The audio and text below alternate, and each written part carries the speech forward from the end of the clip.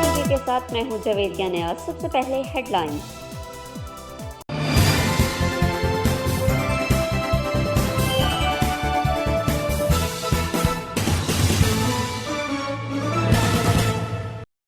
Director general anti corruption Punjab کے ہدایات بابر رحمان Warraich, regional director anti corruption Sargodha کی سربراہی میں اینٹی کرپشن سرگودھا نے سرگودھا ڈویژن میں حکومت پنجاب کے زیرو ٹالرنس پالیسی کے تحت روزانہ کی بنیاد پر اپنی کاروائیاں تیز کی ہوئی ہیں۔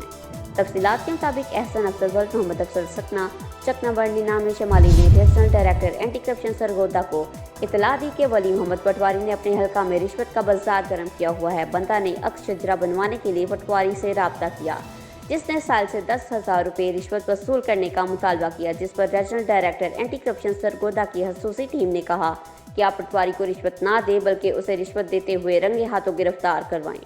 اینٹی کرپشن سرگودھا کی خصوصی ٹیم کی کاوشوں سے مدعی مقدمہ احسن افضل ولد محمد افضل ملزم ولی محمد پٹواری پر ریڈ کروانے کے لیے راضی ہو گیا، جس پر regional director anti corruption Sargodha نے محمد اکرم circle officer anti corruption Sargodha کو ریڈ کرنے کا حکم دیا۔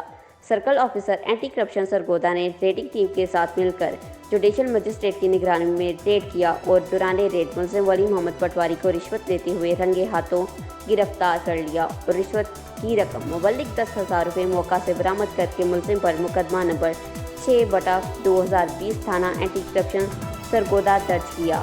ملزم سے مزید تفتیش جاری ہے۔ خبروں سے باخبر رہنے کے لیے ہمارے پیج کو لائک کرنا نہ بھولیں۔ جویریہ نیاز کو دیجیے اجازت۔ اللہ نگہبان۔